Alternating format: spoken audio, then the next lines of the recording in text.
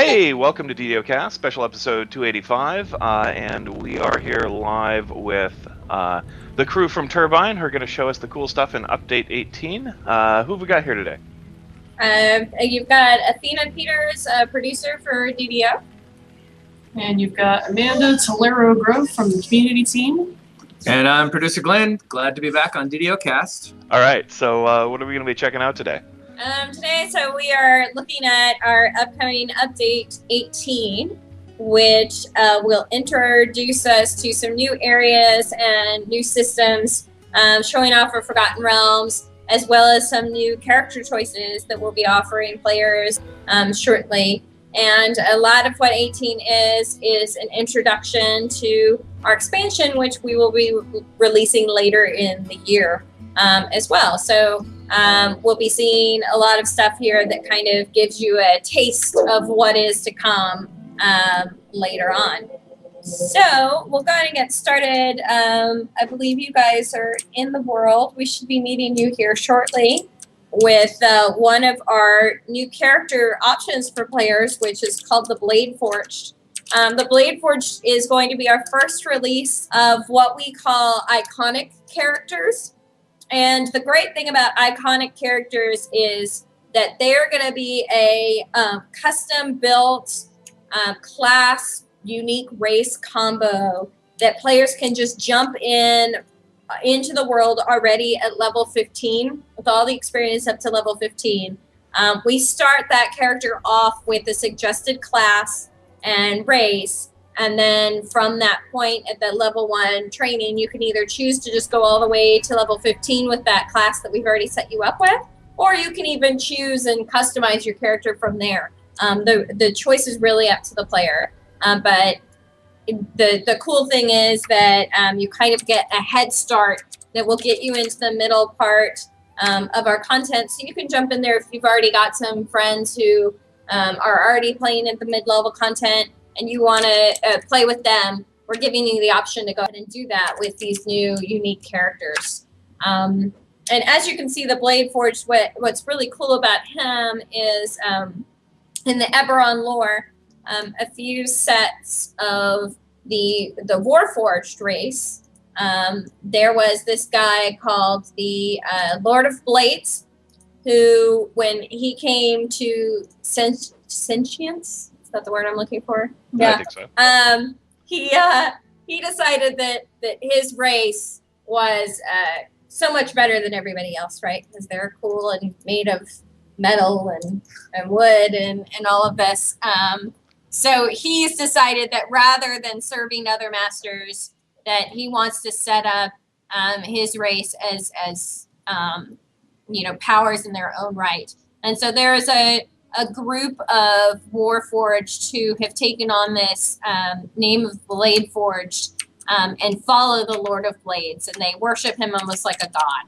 So what we've set up this iconic character with is his initial class is a paladin. So we've set him up as a Blade Forged paladin because of his following of the Lord of Blades. And you'll see that when players go in and decide to choose this class, they'll see the whole backstory about how you've gotten there to where you have, and you'll get to meet the Lord of Blades, and he'll tell you about following him and kind of give you that rousing speech to go out into the world and do great things.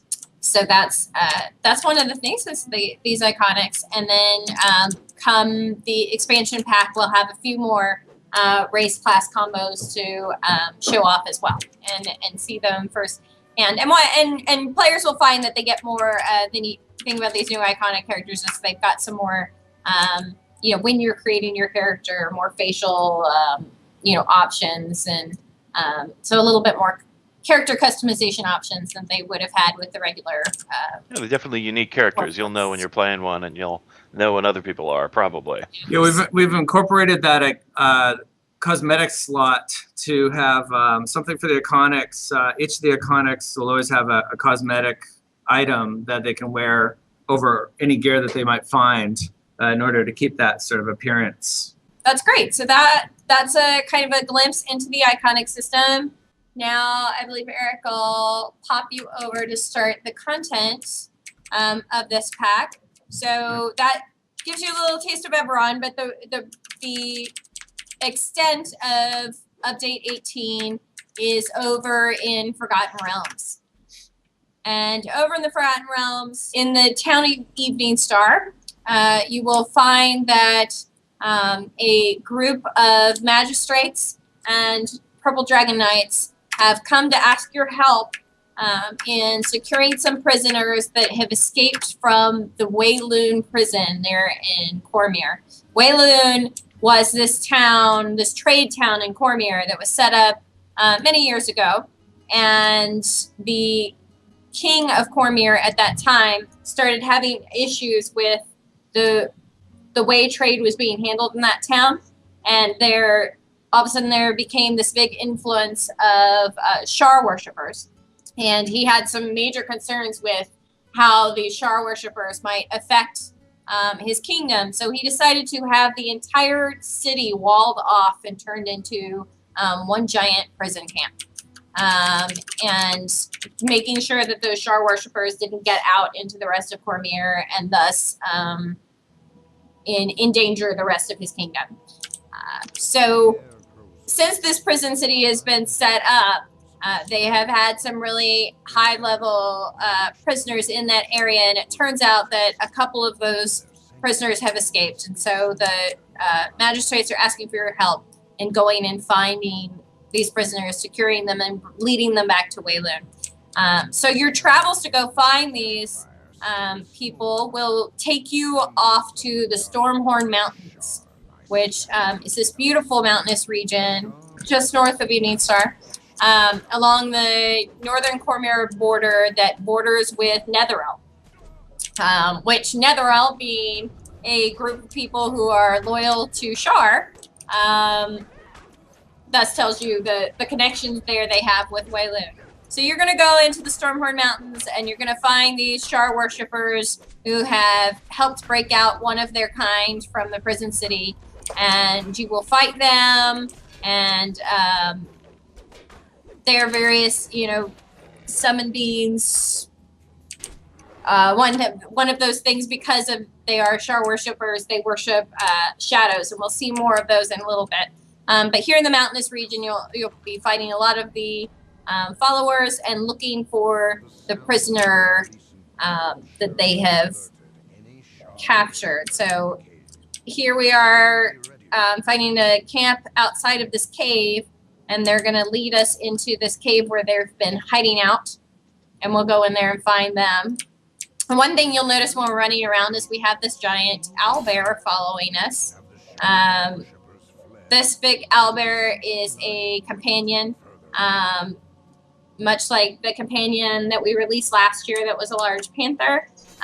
This owlbear has been found by a druid in the Stormhorn Mountains, and this druid decided to train this owlbear to help defend him.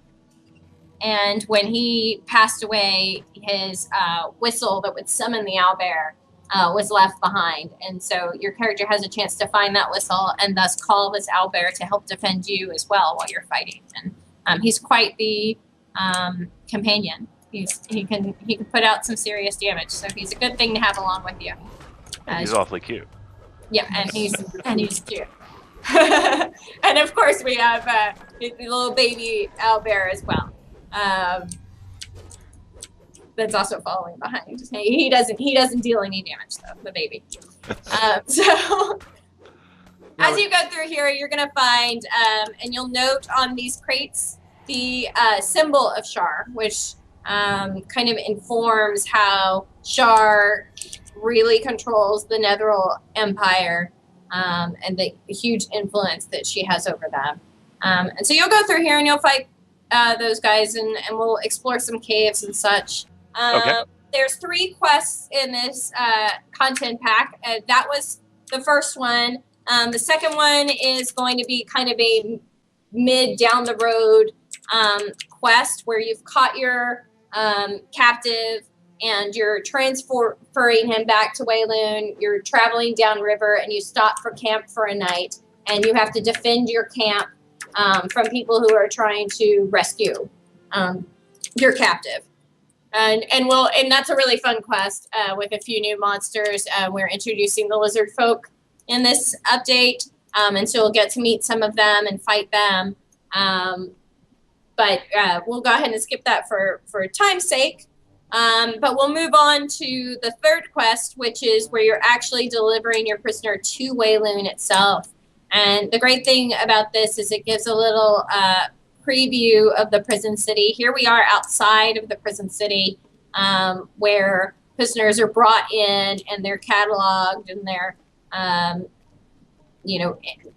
interviewed and such, and then brought up to the walls where they are not so nicely shoved in. So over the walls you go.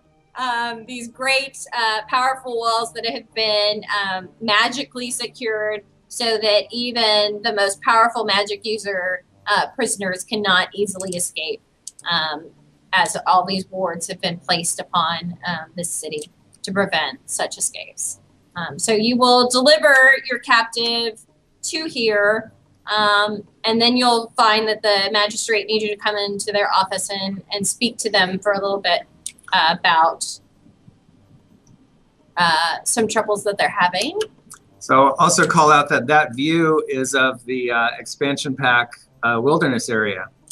Yes, so right over the wall we have the entire Wayloon city, which in the X pack you will be able to go in and really explore Wayloon proper as it is. I'll pop into the magistrate's office here, and it turns out that this gentleman that you found in the Stormhorn Mountains and that you've brought all the way here has, you can see his magical barrier around him to keep him from escaping. The magistrates called you in to thank you for capturing him, but things, of course, don't always go as planned.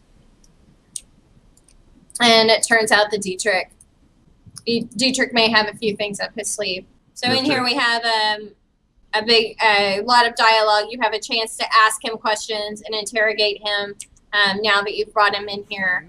But he has the ability to call forth the Shadowfell.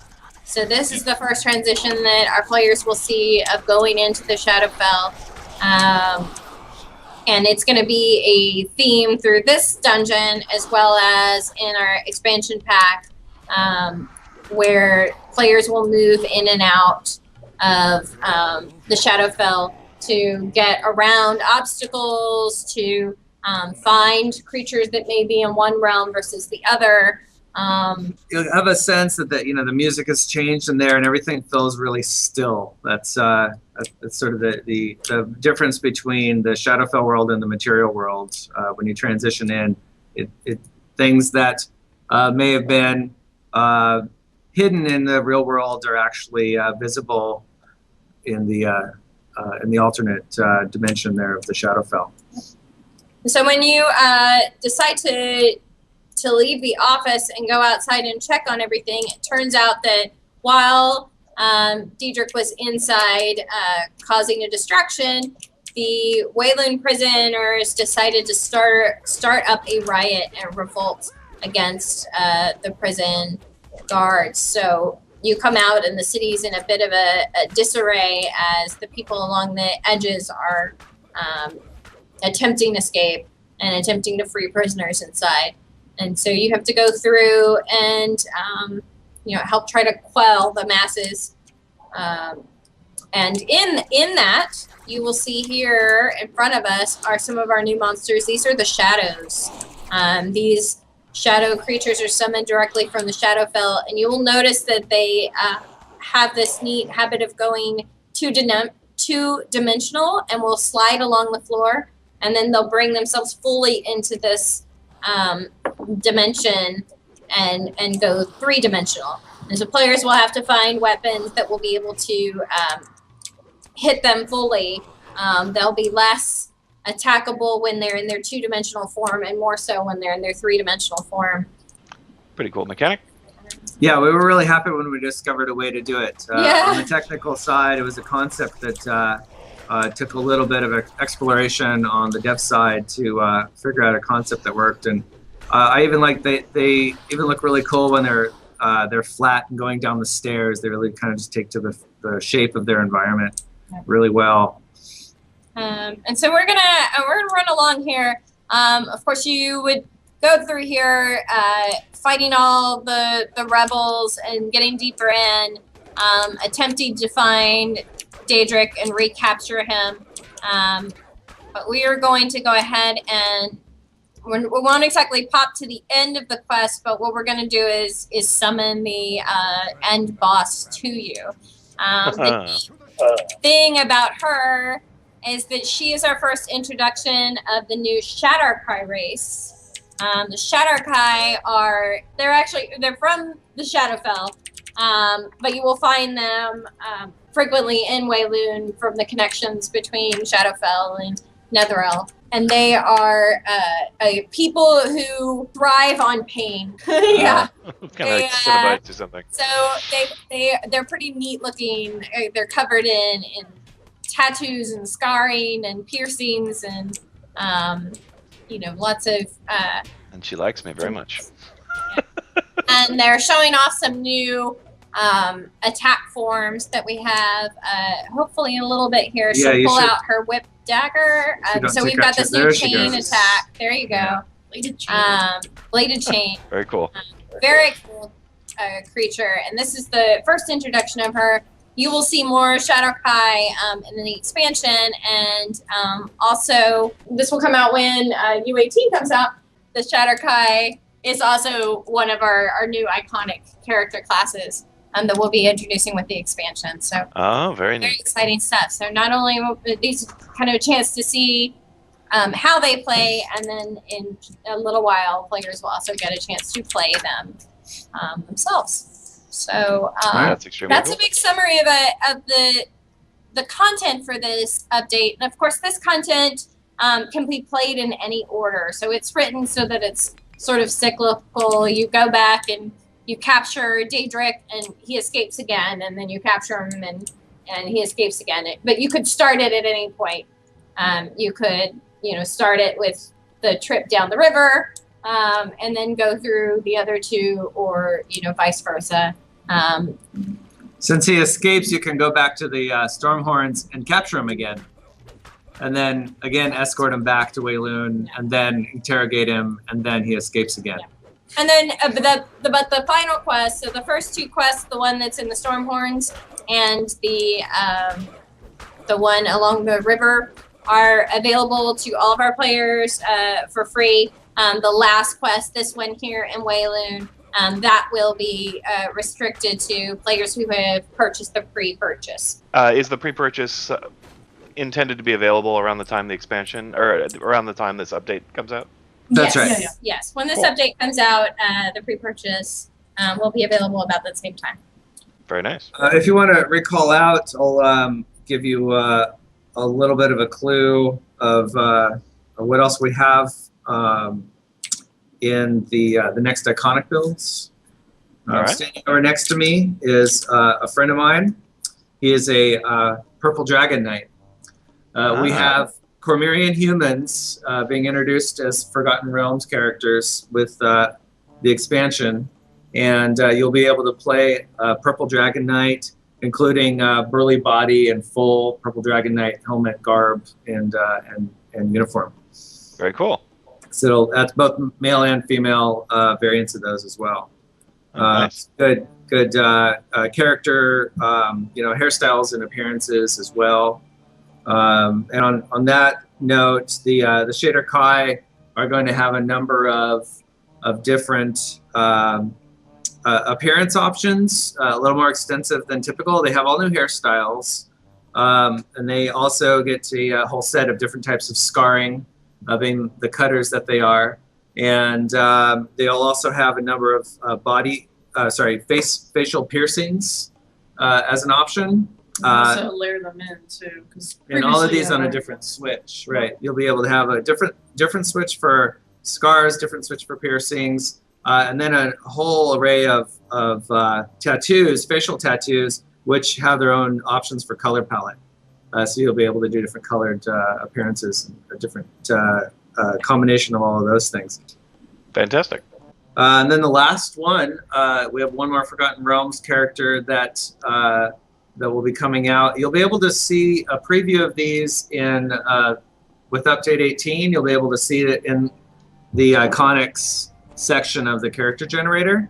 But the Morning Lord Sun Elf will be our fourth iconic and our third Forgotten Realms born character. Very neat. And she has a nice little story about her tragic life being orphaned and being raised under Aminator, and her devout religion has called her to bring the light to darkness. And so that's a nice character role play choice you can take there as our healer class. So we have a nice little party of iconics coming out here, and the Bladeforged Paladin will be that first introduction to what that play experience is going to be like, what the character build options are going to be like, and what some of the cool perks of having that character will be. And so that's our sort of preview of the iconic systems. But really, it's about being able to give you that Forgotten Realms backstory and starting in Forgotten Realms with the expansion content, which will all start around level 15 initially. Fantastic. So I think we've covered a lot of the new reveal stuff. There's certainly other things you might have noticed on Lamania. You guys have been exploring a little bit. Do you have any questions about some of the things you've been working on that you've seen so far? You got a flying cat here. What's that about? Yeah, so the Tressums, of course, protected by the Kingdom of Cormyr. So they are all over Evening Star. You'll see that with the spring, they are popping up everywhere. Even Elminster has one napping close to him. We're not sure if it's his or not. He hasn't really said much about them. But in Evening Star, you'll see them on the rooftops flying around. And that'll be a new cosmetic pet option that will roll out little at a time. There's different variants of really cool cats. Not to mention, some of the pets will be able to wear different hats. And in a few cases, you'll be able to get a custom matching hat for you and your pet. Yeah, I was interested. The new Owlbear companion is a lot like the Panther in that he gets his own control bar that you can command him with. Is that something that we'll be seeing kind of more of as time goes on? He's a bit like a hireling too, right? He's in your party and everything. It's basically like the Battle Panther. You can actually have the Battle Panther and the Owlbear out at the same time. Mm-hmm. So for anybody who previously got Battle Panther with the Collector's Edition of Menace of the Underdark, now you have an Owlbear friend for him. If you're a druid, it's extra cool. It's perfect. Our animal cadre. That's right. And don't forget a matching baby version of them to follow you around. Yeah. Cool. The companion, right now we don't offer a type of permanent hireling that levels with you unless you're the druid. Of course, the lore, the rangers should have one. We definitely have our eyes on that sort of thing, but we want to give a permanent hireling. It's kind of a special case, so we'll do them a little less frequently. They are a whole new task in order to create them, so they're not something that we just sort of procedurally generate a new hireling on a different monster. So we did some special case work here to make the monster owlbear work, and of course they're a defender, and their backstory, of course, is important. We do find the value in staying true to D&D. Monsters aren't generally your friends, so we sort of special case these types of things. Well, that makes them all the more fun, I think, in a way. Yeah, we want to keep it relevant, right? We don't want to just throw something in without having a good justification for it. Just in the same theme that we introduced the glamored cosmetic items. It's basically, they're not costumes that you wear over your armor. They're a spell that suggests that you're wearing something else, but really it's just magic. In fact, I'd stay away from the beholders if you want to keep that secret that you have those on. They might dispel it on you temporarily, of course. That's pretty cool. Now, I noticed your character here, BFF Forge, is wearing a different suit of bladey armor. Now, is that a piece of cosmetics, or is that an actual armored also? It's a cosmetic. Yeah, it's a special cosmetic. There's a couple variants. This is my favorite. It's the Cannith Blue Gold Warriors outfit, and that's it's a special offer cosmetic that'll be exclusively for the Blade Forged. There's also a solid gold version that's you'll notice that they're very similar to the silver ones, but slightly enhanced with more blades on the hands. Got the Wolverine look, for example. Yeah, a little can opening action. Yeah. Great if you're a monk. I'm sure that's pretty extra fun. Yeah, no, there's some additional items in the store that we've seen. Are those part of the update, or are those coming later in the expansion, like the skill tomes and some of the cosmetic items? Yeah, we're going to start introducing skill tomes. We'll have the +1 and +2 base skill tomes coming out. I don't believe UMD will be offered right away. That's a special case builds, specialty item. But skill. Yeah, we'll be selling the skills initially. There's the 19 skills in basically a barter box where you can open the box, trade in for any one skill, and you can buy a skill tome and then sort of read the book that you want, so to speak. So they'll be available with update 18, and then there'll be some special cases where you can get more powerful ones earlier than just the general store item. But those will be rolling out, and as we introduce level cap, those numbers will go higher as well. It's a lot easier to go into higher numbers with the skill tomes than it is with the ability tomes, as far as balance. Yep. Yeah, and that's pretty cool. And these persist through reincarnation and everything like that. So they're very much absolutely. Yeah, it's and there's going to be an upgrade path right away, whereas with skill tomes we didn't offer that right away, where you had to just buy a new one each time. These will come out with an option to upgrade, so you're not buying the more expensive one, just to get the top tier. You can just upgrade your current lower end skill tome, lower value skill tome. Excellent. Yeah, another thing I noticed were in the store there were inflict potions for Pale Masters. I think those are actually replacing some of the Pale Master damage potions, or the heal potions, I should say. And you might have also seen that the heal potions themselves have been changed. Have you had a chance to play with that? But they do more heal than the previous potions that we had in the store. They do more heal, but they do it over time. So they'll do an initial big burst, and then they'll add more slowly over 15 seconds. So there's a cooldown on them. But it's actually a much better gameplay experience in doing it this way. You actually get a little bit more heal out of it for the value, and then you also will not have to be continually clicking on your hotbar to consume them as fast as you can in order to get up to a battle ready mode again. Yeah. So they're intended a lot to heal between fights, that sort of thing. Yeah. It'll be nice for the higher level players. Like a lot of the previous skill potions were, they were great at the heroic levels, but once you start pushing up past heroic, And are those going to be available store only, or are they going to be in game from vendors? Yeah, initially I think those are store only because they're going to be replacing. You might have them in daily dice. Oh, daily dice. Maybe they're an exception there. You get your free chance to get something a day. Yeah, Right. The daily dice will get a little bit of a tweak during 18, so we have to put in a couple new prizes, maybe Skill some skill tomes. tomes. Yeah, some skill of the new tomes, definitely. potions. The idea is to mix up the daily dice a little bit, so if you kind of run the gambit of everything you've gotten in the previous rolls, now you have new stuff you can win. Cool.